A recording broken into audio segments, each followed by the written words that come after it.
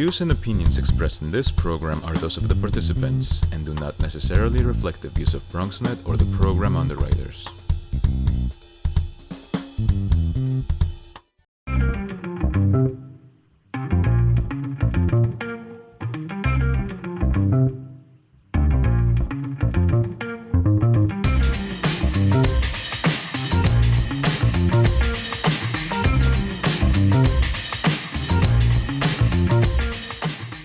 Hey there, welcome to the Bronx Buzz, and this is BronxNet's program where we talk to writers and journalists and photographers and editors, really anybody putting stuff out in the borough of the Bronx. The idea is to give you some insight into who they are and what they're writing about when they put stuff out, so you can just be a little better informed.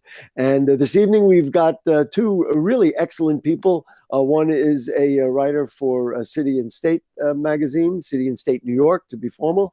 And the other is a BronxNet host who hosts a very interesting new program on BronxNet that really is really at the cutting edge. So we'll do that in our second segment. But right now, I'll say hello to my buddy, Zach Williams from City and State New York. Welcome back to the program, sir. Great to be here.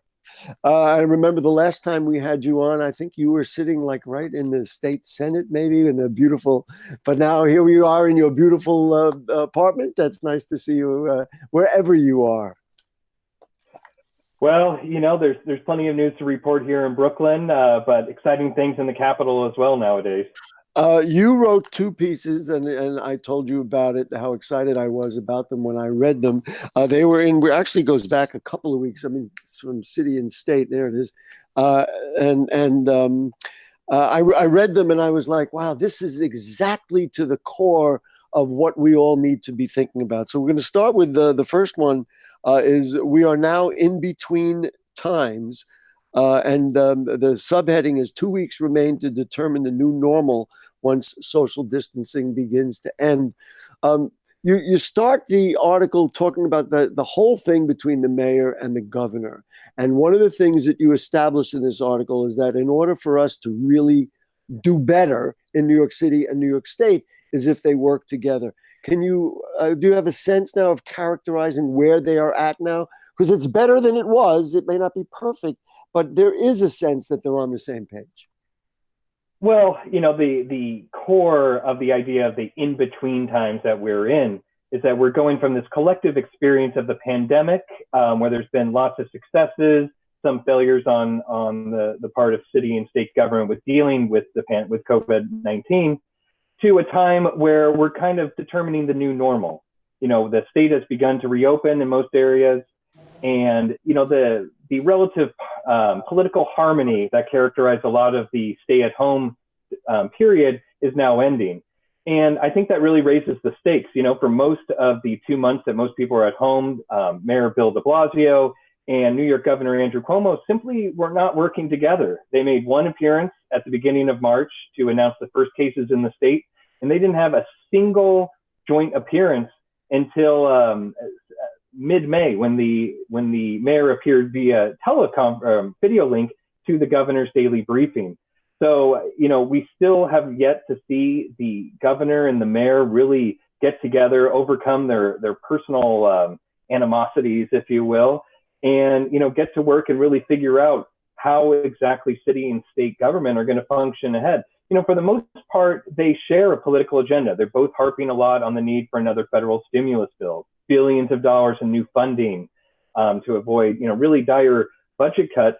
And, you know, now that we're getting to this period when, you know, the big decisions have to be made, people are leaving the home, returning to the workplace. And even here in New York City, the epicenter of the whole pandemic in the country, people are even keeping an eye on the finish line. And, you know, time is really running out to get people together and to really leverage that political solidarity that really made big things seem possible at times during the worst of the pandemic even. The governor had put out, I guess it's 7 benchmarks as to what a county or a municipality is going to have to do in order to be able to open up. And at least as my count, let's see, there are 5 counties upstate that have qualified. In terms of that, do you have a sense of when New York, or certainly would be interested in the Bronx, can meet those qualifications? So based on how things are looking here on Wednesday afternoon, I would say that a best case scenario for New York City is to begin its reopening sometime in the middle of June. The city has reached 4 out of the 7 benchmarks prescribed by the state. It still needs to get hospitalizations down over a longer period of time and meet a few other of the very critical metrics. Long Island is a little bit further ahead, as is the Mid-Hudson Valley. But I'd say, really under the best case scenario, we're talking about sometime in June, probably mid-month, for when New York City can start reopening those construction businesses, manufacturers, and ease social distancing as much as the rest of the state. So we are, as you said, right in between the time, right in the middle of it. Taking a look afterwards, there has been a little pushback on the opening of streets. Some people said it wasn't totally necessary. We've seen a lot more people in cars. I mean, I've talked to a lot of people who normally go to work by subway, and they're saying, I tell you, either I'm not going back to work or I'm going to take my car. There's no way that I'm going to be getting on the trains anytime soon. You documented that big tech, the hotel industry, and real estate are all severely going to be hurting. I mean, you can't see people coming in and wanting to stay in hotels. I mean, it's a whole thing. What do you see on that other side once we get past this particular in-between time? I think when we're talking about everything from closing down the streets to NYPD ticketing people for social distance violations, all sorts of these issues in the workplace, or public spaces really come down to, who has a right to be in one place or another, while so much remains in the air with the dangers of COVID-19. So, for example, right now, Long Island counties, Nassau and Suffolk are trying to implement restrictions on non-residents using their beaches. The mayor has said that he doesn't want New York City beaches to reopen Memorial Day weekend, and that could drive some New Yorkers to go to Long Island to go to their public beaches, right? Right there, do residents only have a right to use this space? Do non-residents have a right? It kind of goes back to what was going on with that executive order in Rhode Island early in the crisis when, this idea of border checks, New Yorkers being hunted down in other states, was once again raising this very important issue about, who has the right to be in one place or another during a public emergency of any type. And now we're seeing other issues in the workplace and, with the enforcement of social distancing. So I think really issues of the ownership of public space are really part of that big picture we still have to determine. And either wittingly or unwittingly, you reverted back to the original statement that we talked about, or the original concept that we talked about. This would be a good thing for the mayor and governor to be together on and get on the same page and say, okay, I understand, Mr. Governor, that beaches can be open. We're not going to open New York City beaches. They may go to Long Island. What do you think of, what I mean? And just let's figure this out. Or if it's okay to open, let's say, a Long Island beach, and they believe that they can manage it from a social distance point of view, from a mask point of view, et cetera, well, why can't we do that in at Orchard Beach or at Coney Island, one of the city beaches? I don't have an answer for that, but that's the dynamic. It would be nice to have that kind of collaborative leadership, I guess. Well, it's never easy to be Bill de Blasio. The second governor in America, right? The governor has all the power in this situation. We've seen it with the closure of public schools, the reopening of public schools, and so many other things during the crisis. The mayor is arguably his worst enemy, his own worst enemy at times. But the governor has been quite eager to give local officials leeway as a way to both increase local buy-in in his policies, as well as to maybe shift responsibility if and when things might go awry. And I think we're seeing that with beaches right now. Popular on Long Island, potentially dangerous in New York City. And, when reporters asked the governor the other day, how are we going to resolve this impasse? Long Islanders stopping New Yorkers from coming on the beaches. he just said it's up to the local officials. We'll see if that ends up cutting it, but it can't be easy for the mayor in this situation. Yes, to argue. and we've seen some very difficult politics coming out of Long Island as well. There was a horror. As a reporter, I'm sure you were horrified of people really not physically attacking, but really, in essence, verbally beating on a News 12 reporter. That was beyond belief. Last thing I want to leave with is you acknowledged at the end of this piece that you felt that the way the governor handled the president was pretty good, in that he, even though politically, obviously, he doesn't feel very good about what the president is doing, but he's been able to coddle some stuff. But that could be coming to an end as this thing, moves forward. The governor said very clearly, we have to have state money in order for us to continue from the federal government to give state money. What do you feel about that? Do you feel that this is an absolute necessity for the president and for the federal government to provide money for New York State to survive? Conventional wisdom would hold that when the center of the national economy, New York, is suffering economically, with state revenues plummeting by more than $10 billion in the last few months, that some level of federal help would probably help the nation at large. Now, we're going to see what happens with the federal government. The president did pinky swear, if you will, at the White House meeting that he would support unrestricted aid for states when he spoke to the governor about a month ago. He may or may not welch on that. It's the president. Anything can happen. Anything can happen. There's no way to predict it. But Zach, we got to get going here. So I don't want to interrupt you. We didn't even get to the health insurance thing. We'll have to have you back, and we'll do that the next time. There's so much going on. Thanks so much for having me, and so many great stories to keep reporting on. It'll be great to come back and talk again. Zach, say hello to Jeff and all our buddies at City and State New York, and we will have you again. Thank you so much. Folks, we're going to take a short break. We'll be back. More Bronx Buzz right after this. Who's most at risk for coronavirus? People over 65, people with underlying medical conditions like heart disease, chronic lung disease, asthma, diabetes, people undergoing cancer treatment, and people with weakened immune systems. What should you do if you or a loved one is at higher risk? Avoid close contact with people. Avoid crowds. Stay home if you can. Wash your hands frequently. Learn more ways to protect yourself and others at coronavirus.gov.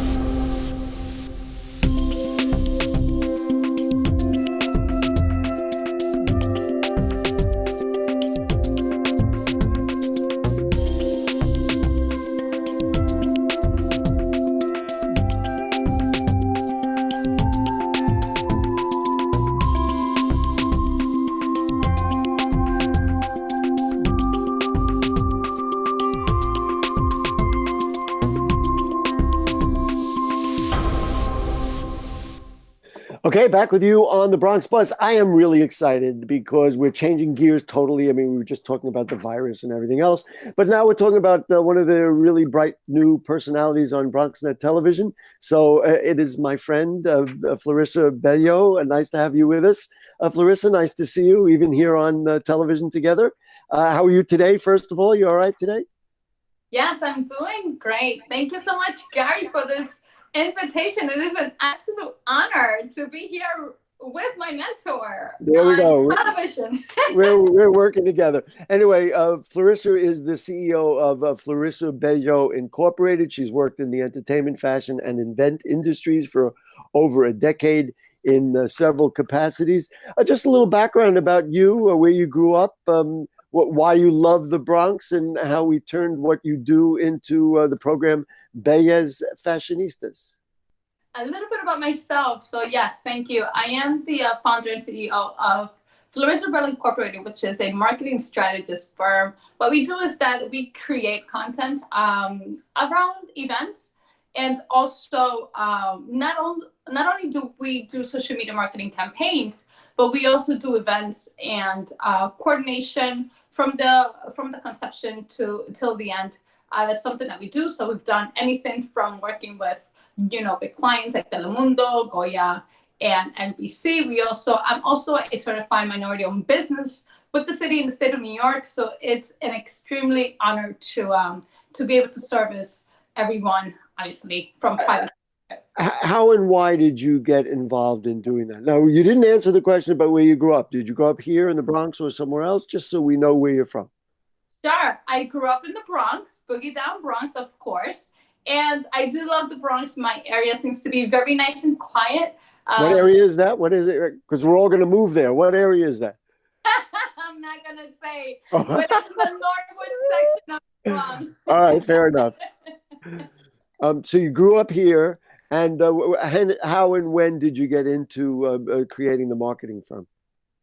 How and when? So I always wanted to pursue a career in events and marketing, and also in film. I wanted to be a film producer when I was younger, and I've always had people that guided me and encouraged me to be where I would want it to end. And it's just been, by the grace of God, I've been able to open up a new firm.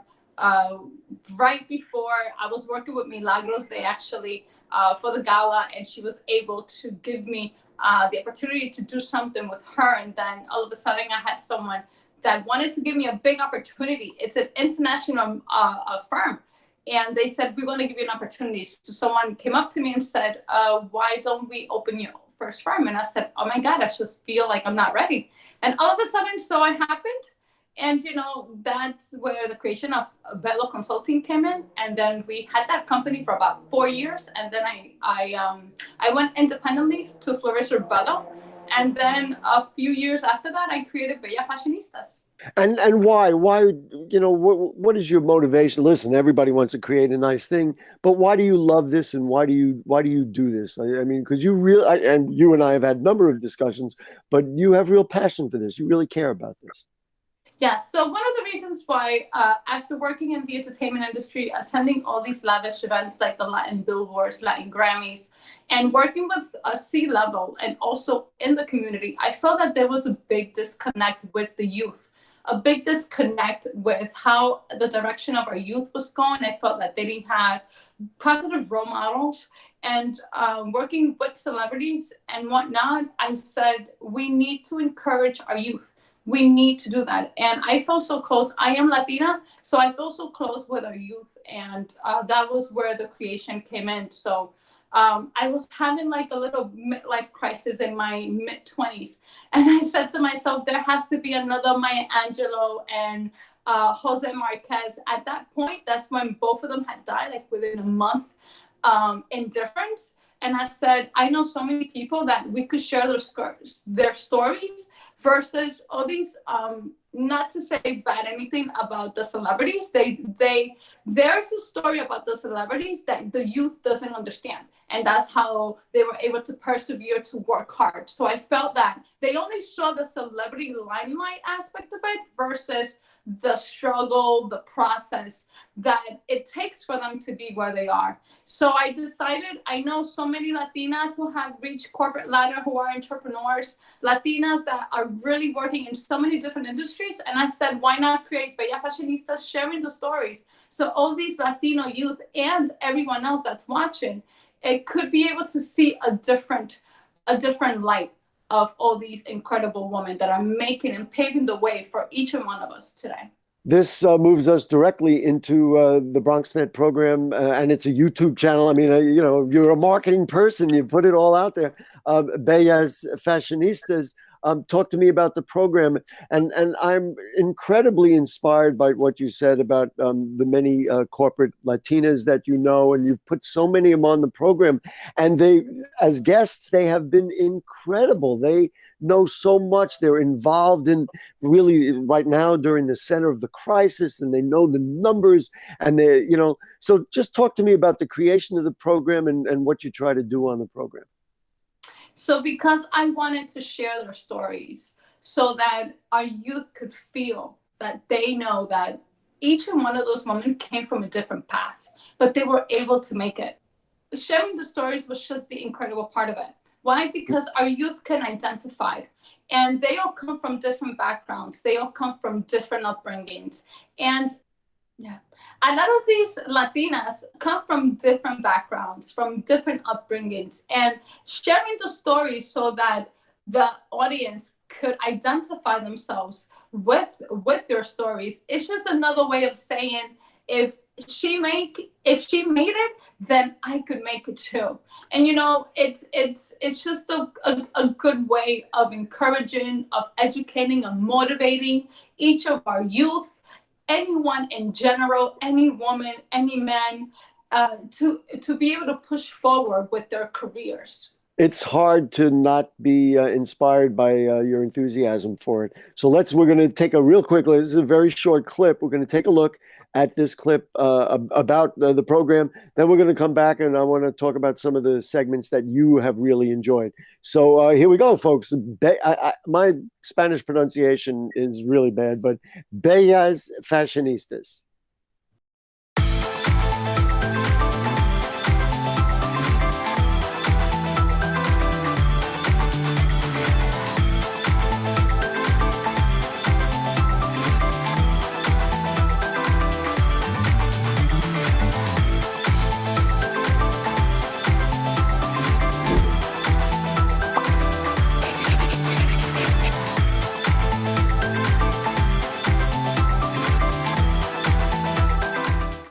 Okay, there you go. You got a clip. You got to look at least a little bit about what the program is about. Well, tell me about a segment or two that you really have enjoyed, that something that you say, wow, this is why I did this show, because of this segment. Talk about maybe one or two of the guests that you've had. Oh my God, Gary, so hard to say. Because there's so many. Is that it? There's so many. Yes, there's so many. We partly interview a good set of Latinas. And, each time that I interview each one of these Latinas, I just feel empowered. For example, there was Mi Casa, this young Puerto Rican who was in the PR industry for many years. And all of a sudden, she decided to leave the director position. And she was just sharing how she was able to create this platform for those up and coming stars. And, it was just incredible to hear. Every time that she would speak, Gary, she would just inject all this positive energy, all this motivation, all these vibes. And I said, oh my goodness, this is why I'm doing this. And that's right. And that inspired you. But what's ironic about that is that same energy we're getting from you here on this program. And that's a really good thing. Has it been a challenge for you to, kind of convert your marketing skills and some of the other things to be on TV? I mean, I kind of know what that's like, but just talk about for you, has it been enjoyable? Has it been difficult? Tell me a little bit about it from your perspective. I must tell you yes, Gary, because I didn't go to school to become a reporter. I didn't go to school to do this. It's been very challenging for me to be in the public eye. Why? Because having this position, Gary, and it's a big responsibility. And a lot of people don't understand that. And being in the public eye, I love my private life. Yeah, good luck. And going public, it's like a big deal. Like when I began this platform, I started with a fashion blog, correct? And I know that I wanted to speak about fashion because I love fashion and I love marketing, but it's like, I didn't want to be in the forefront. So I had reporters, I had a good team that was just doing their stuff, and I was behind the scenes making everything happen, which I love. And and after that, what happened is that it took me a long time. I wanted for someone else to be in where I stand today, and she loved reporting, and she has her own show today, which is great, but I didn't want that. And for me, that's why it took a long time for me to launch this. I started this in 2014. 2016, someone kind of like made me refocus, and they brought me into a conference where 1.9% were Latinos, and probably 1.2%, probably more than that, were African Americans, and the rest were just obviously Caucasian. But that person came to me and they said, "We need more people like you." And when they said that, it was like, holy cow, I need to refocus. I need to go back to Bellas. I need to start encouraging our community, anyone. It doesn't have to be my community, but identify because I'm Latina. But to start and doing this and be able to push everyone. Fleriser, we're running out of time. We got to go because I know once I got you started, you were going to get into it. But that's the beauty of it. You're completely committed to it, and you decided to stand up and represent, and that's a beautiful thing. When is the program on, and when can we see it? It's on BronxNet 67 and 33 on FiOS. And when is it on? It's on now. It's on every Fridays at 7. Then there's a rerun on Saturday mornings at 9, I think it is, and then back at 4. But you could also watch us on Facebook Live every Tuesday, and Thursdays, and also we do IG. Gary, there you go. Listen, we got to run. We got to run. Bellas Fashionistas. Look for her on Instagram. Look for her on Facebook. Look for her on BronxNet Television. One of the bright young stars on BronxNet, and I couldn't be more thrilled. My newfound friend and buddy, Fleriser Bello. Good luck, and we'll have you back. Let's do some more good stuff. Okay. Thank you so much, Gary. I appreciate it. It was a pleasure. Great. So we'll see you all. That's the Bronx Buzz for this evening, and we'll be back with more. And we'll be doing debates on Bronx Talk for the next several weeks. The next one is going to be the 16th Congressional District. That'll be this Monday. Good night.